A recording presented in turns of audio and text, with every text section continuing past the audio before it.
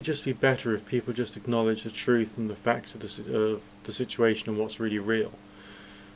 Truth is something that people struggle with. What is real is what people struggle with. People react emotionally. People want emotional solutions to intellectual problems, and that's just plain wrong. Let's just tackle the subject just for a second of, let's say, racism, homophobia, transphobia. You know, in England we've got this phrase that people use a lot. I'm not racist, but. And what it means is they're racist. Okay? And they're not willing to change. They can't see their racism for what it really is. And that's wrong. Okay? Because in the racist heart of hearts, deep down inside, underneath all of the confusion, the emotional complexity, all the hatred, the anger, the frustration, the fear, there's something, always something, which says, hang on a second, that person or that group of people that I hate or I'm afraid of, they're just like me. They've got hopes, they've got dreams, they've got aspirations, they want to look after their families, their friends, they want to contribute to society, they want to pay their taxes. They're just like me. That's it. You know, they're just like me. And that's the truth of it all. So instead of people saying, I'm not racist, but, why don't people say, I am racist, and I confess that I've got these feelings inside me. I know that this is irrational and illogical and plain wrong. I will perceive this as being a disease of the mind and of the emotions, and I will try and work at it on a day-by-day basis. That would make more sense, surely. Same with homophobia, transphobia, sectarianism.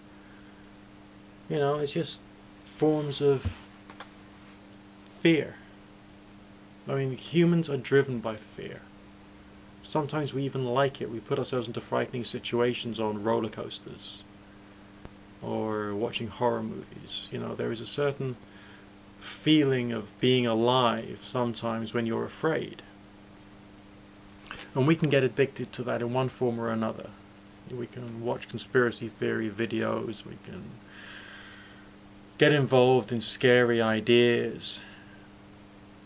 But when it comes to people dealing with people, it's just plain wrong to accept your sickness as being something which you should be comfortable with. Let's say you have an addiction, okay, and it's damaging you. Maybe something needs to be done about the disease of your addiction, okay? Maybe you've got addictive attitudes towards gambling, towards, bad behavior. Maybe these things need to be addressed somehow. Maybe you need to look at them. Maybe you need counseling therapy. Maybe you need to recognize that this is a disease, a dis-ease, okay? A lack of ease, a lack of being in balance, a lack of appropriateness. Maybe you think you've got reasons to be a racist. Maybe you do.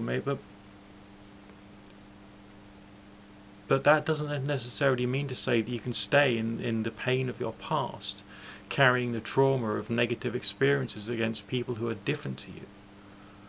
And it is hard. But this hard challenge is something that I really think we all need to face. So confess to yourself that you're a racist.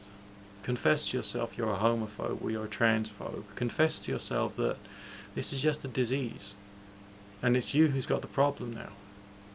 And you have to work at it on a daily basis because it's totally irrational. It's completely wrong. And the kind of people you're hating are just like you. And you aren't perfect. You've got tons of problems, tons of issues, tons of things to work through. So why bother to worship your fear, revere your fear, and regard your fear or your issue or the sense of false identity and false loyalty to a perceived group of people against another perceived group of people as being the truth, when essentially it isn't. It's your instincts gone wrong. It's your mind lying to you. It's your fear is getting the better of you and creating in your mind's eye some fantasy concept of right versus wrong, of who is right and who is wrong. It's not spiritual. It's not wholesome. It's not correct to be living in your pain. And it's not doing you any good either. See it as a disease. See it as a mental problem. See it as something you have to try and overcome on a day-to-day basis. Thank you.